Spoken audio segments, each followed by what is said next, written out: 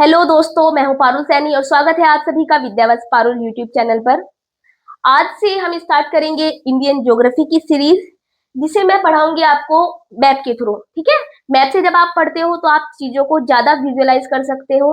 आपको जब पता होगा मैप में कि कौन सी जगह कहाँ पर है, कौन सा पर्वत कहाँ पर है, कौन सी पहाड़ी कहाँ पर है, तो आप ज्यादा अच्छे से उसे याद कर पाओगे। आपको पता भी होगा जब आप मूवीज देखते हो या फिर कोई भी कहानी देखते हो, कहानी पढ़ते हो चित्रों के थ्रू, या फिर जिसमें मैपिंग की गई होती है, पिक्चर्स आपके सामने आती है, तो उस चीज को आप ज्यादा देर तक याद कर पाते हो।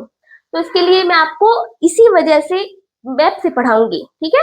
अगर आप इंडियन ज्योग्राफी या फिर वर्ल्ड एटलस पढ़ते हो तो सबसे पहले मैं आपको सजेशन दूंगी कि आपके पास कोई ना कोई एटलस जरूर होना चाहिए, जिसमें आप जैसे मैं आपको पढ़ा रही हूँ आप उसमें एटलस में देखते जाइए कि कौन सी जगह कहाँ पर है, तो आपको ज्यादा अच्छे तरीके से क्लियर होगा।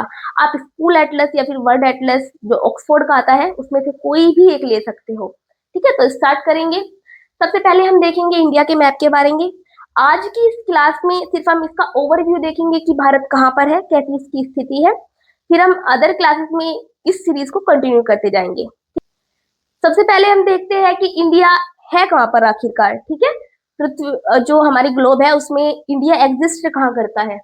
तो अगर हम देखें कि ये हमारी पृथ्वी है, ठीक है, मैंने ये बनाया कि ये हमारी पृथ्वी है। इस पृथ्वी पर कितने हैं टोटल? 7 महाद्वीप या फिर 7 कॉन्टिनेंट है। 7 कॉन्टिनेंट में 7 महाद्वीप हो गए हैं। ठीक है। 7 महाद्वीप में जो सबसे बड़ा महाद्वीप है वो कौन सा है? एशिया। सबसे बड़ा महाद्वीप है एशिया। और उस एशिया महाद्वीप में बहुत सारे कंट्री है, जिसमें से एक है इंडिया। ठीक है, यानी कि इंडिया यानी कि हमारा भारत उसमें से एक है। तो ये जो भारत है ये कहाँ पर है? अगर ये पृथ्वी है, इसे मैं 4 पार्ट में अगर डिवाइड कर दूं तो ये वाली जो रेखा होगी, ये वाली रेखा, ये होगी हमारी इक्वेटर लाइन। इसे 0 डिग्री लाइन भी बोलते हैं या फिर इक्वेटर लाइन भी बोलते हैं। तो इस इक्वेटर लाइन या फिर 0 डिग्री लाइन या फिर विषुवतीय रेखा में से बोलते हैं। ये क्या करती है? पृथ्वी को 2 भाग में डिवाइड करती है। इसे हम कहेंगे, ये जो ऊपर वाला एरिया हो गया ये वाला पूरा, इसे हम कहेंगे उत्तरी गोलार्ध। ठीक है। उत्तरी गोलार्ध, उत्तरी गोलार्ध या फिर नदर्न सेमीस्फेयर। उत्तरी गोलार्ध या फिर नदर्न सेमीस्फेयर। और जो ये नीचे वाला हिस्सा होगा इसे हम कहते हैं दक्षिणी गोलार्ध। ठीक है, यानी कि सदर्न हेमिस्फेयर। ठीक, अगर हम बीच में से देखेंगे तो ऊपर ये उत्तर और दक्षिण में इसने डिवाइड कर दिया। लेकिन अगर मैं बात करूं कि ये वाली जो लाइन है, ठीक है, ये वाली जो लाइन है बीच में, इसे हम बोलते हैं प्राइम मेरिडियन।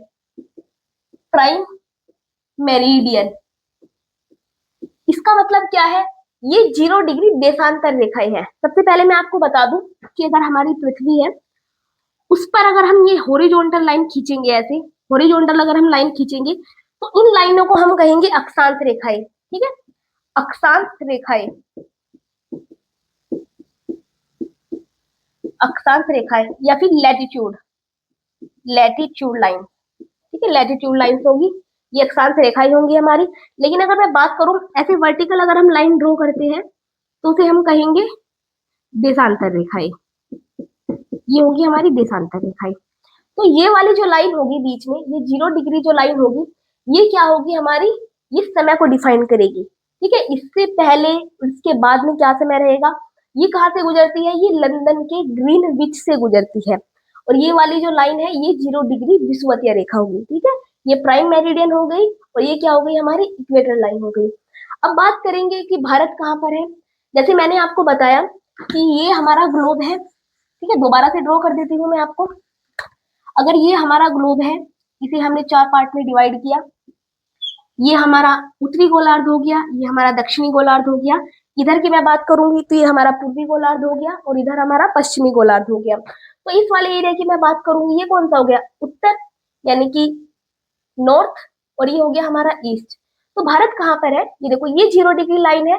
अगर मैं यहाँ 23.5 डिग्री पर, ठीक है, 23.5 डिग्री पर अगर मैं कोई लाइन ड्रॉ करती हूँ तो उसे हम कहेंगे कर्क रेखा। और 23.5 डिग्री अगर मैं दक्षिण में कोई लाइन ड्रॉ करती हूँ, यानी कि साउथ में कोई लाइन ड्रॉ करती हूँ, तो उसे हम कहेंगे मकर रेखा। मकर और कर्क रेखा, ये भी आपको पता होनी चाहिए, कर्क रेखा और मकर रेखा के बारे में। तो हमारा जो भारत है वो यहाँ पर होगा।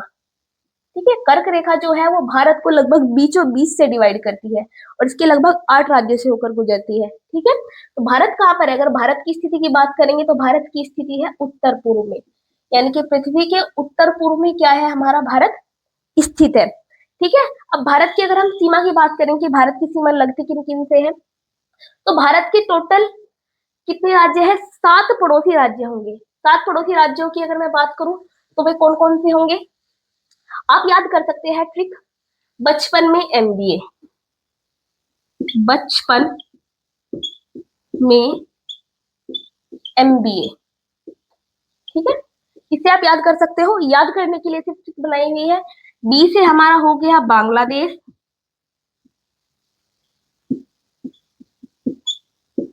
च से हमारा हो गया चीन, पै से हमारा हो गया पाकिस्तान और न से हमारा हो गया नेपाल। ठीक है, इस मै को छोड़ दीजिए आप। इस मै से हमारा हो गया म्यांमार, बी से हो गया हमारा भूटान। याद रखिएगा, जो पहले बी आया है यानी कि बै आया है उससे बांग्लादेश है, और जो दूसरा बी है उससे हमारा भूटान बनेगा, और एक और हमारा हो गया अफगानिस्तान। आप इसे ऐसे याद रखिएगा। इससे एक और फायदा होगा आपको, मैं बताऊंगी अभी। देखो ये है कहाँ कहाँ पर? बांग्लादेश की बात करेंगे तो बांग्लादेश है यहाँ पर। ठीक है, ये है हमारा बांग्लादेश। तो बांग्लादेश के साथ भारत की सीमा टच हो रही है। इधर हम बात करेंगे, ये है हमारा इधर एरिया में, इधर एरिया में ये है हमारा पाकिस्तान। ठीक है, थोड़ी सी सीमा की अगर हम बात करेंगे, ये है अफगानिस्तान। लेकिन अभी अगर हम डायरेक्ट बात करेंगे तो ये वाला जो एरिया है यहाँ से ये क्या है? ये पीओके में है। तो भारत की जो डायरेक्ट सीमा है वो टच नहीं होती अफगानिस्तान के साथ। वो कौन सी है? पीओके की सीमा अफगानिस्तान के साथ टच होती है। ठीक है, और इधर हम बात करेंगे, ये क्या है इधर एरिया में? ये पूरा एरिया में इधर ये कौन है? ये चीन फैला हुआ है, ये चीन है यहाँ पर। ठीक है, चीन। यहाँ की अगर हम बात करेंगे, ये नेपाल हो गया। इस वाले एरिया की बात करेंगे तो ये हमारा हो गया भूटान। और यहाँ पे जो एरिया है वो तिब्बत का है बेसिकली, लेकिन चीन ने उस पर कब्जा किया हुआ है तो उसे हम चीन का ही एरिया बताते हैं। और इधर की बात करेंगे तो इधर जो आएगा वो आएगा हमारा म्यांमार। ठीक है, म्यांमार। तो अब हम देखेंगे कि टोटल कितने राज्य हो गए? पाकिस्तान, अफगानिस्तान, चीन, नेपाल, भूटान, म्यांमार, बांग्लादेश। टोटल ये कितने हो गए हमारे? 7 राज्य हो गए। तो इसमें अगर हम देखेंगे कि सबसे बड़ी सीमा भारत की किस राज्य के साथ, किस देश के साथ लगती है, सॉरी, तो सबसे आपको मैंने ये ट्रिक बताई, बचपन में एमबीए। तो बचपन में बै से हो गया बांग्लादेश, तो सबसे बड़ी सीमा हमारी लगेगी बांग्लादेश के साथ। ठीक है, फिर दूसरी होगी चीन के साथ। आपको देखने में लग रहा होगा कि चीन के साथ सबसे बड़ी सीमा है, लेकिन नहीं, बीच में हमारे ये राज्य आ गए, उसकी वजह से चीन के साथ बांग्लादेश से कम सीमा लगती है। उसके बाद हमारी पाकिस्तान के साथ लगेगी, फोर्थ हमारी नेपाल के साथ लगेगी, फिफ्थ नंबर पे म्यांमार आएगा, फिर आएगा हमारा भूटान, और सबसे कम सीमा लगती है अफगानिस्तान के साथ। अगर आपके पास क्वेश्चन आए कि कौन से राज्य की सीमा अफगानिस्तान के साथ लगती है, तो किसी भी राज्य की सीमा अफगानिस्तान के साथ नहीं लगेगी। लद्दाख क्या है? एक यूनियन टेरिटरी है, तो यूनियन टेरिटरी की अफगानिस्तान के साथ सीमा लगती है। लेकिन अगर हम करंट में बात करेंगे, अभी फिलहाल की बात करेंगे, तो जो लद्दाख की सीमा अफगानिस्तान से लगती है वो वाला एरिया किसके पास है? अभी पीओके में स्थित है, यानी कि पाक ऑक्यूपाइड कश्मीर में स्थित है। ठीक है, उस पर भारत का भी डायरेक्ट शासन नहीं है।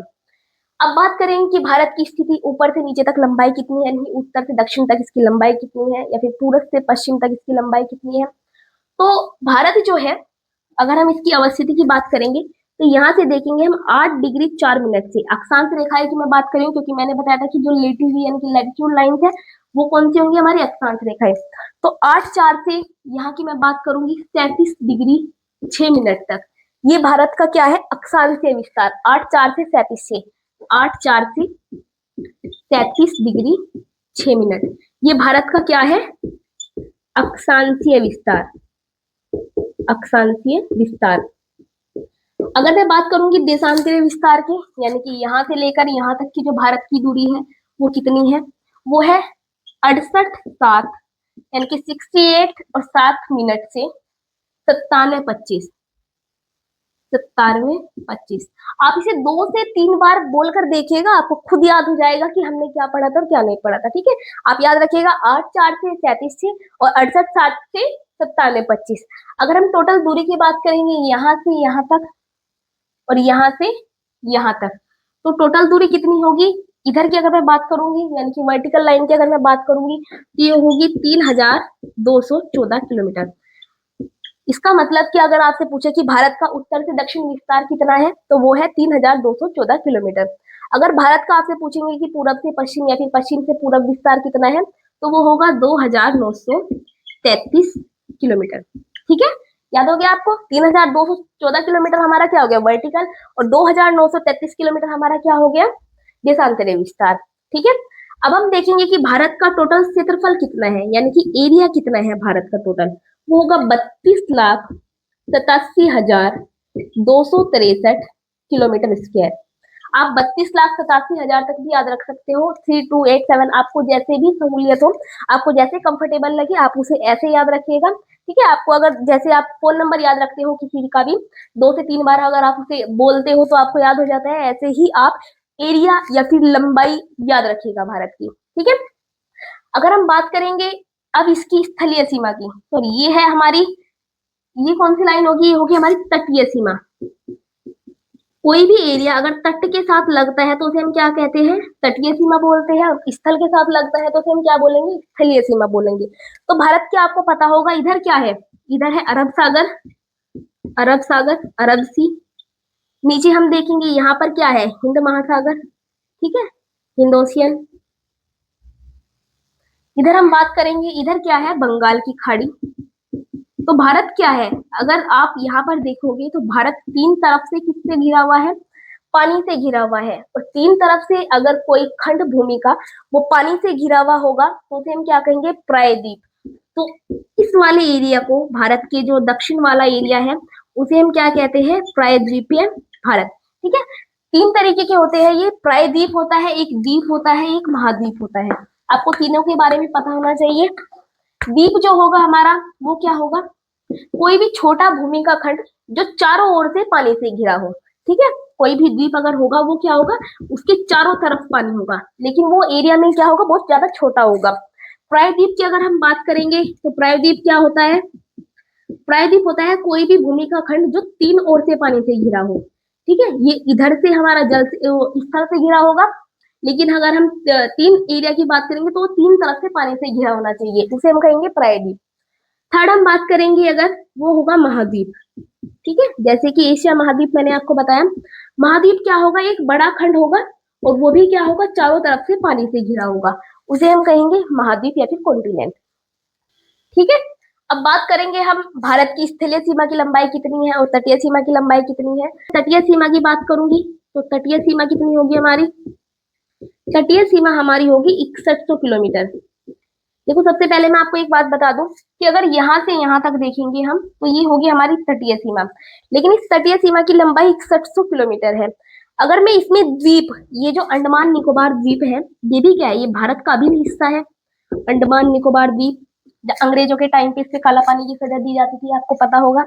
और ये हमारा क्या है, ये है लक्षद्वीप, ये भी क्या है, भारत के अभिन्न हिस्से हैं दोनों के दोनों। तो अगर मैं इन द्वीप की भी लंबाई इसके साथ जोड़ दूं 6100 के साथ, तो टोटल जो तटीय सीमा होगी वो कितनी होगी भारत की, जो टोटल तटीय सीमा होगी वो होगी 7516 किलोमीटर, यानी कि 7516 किलोमीटर।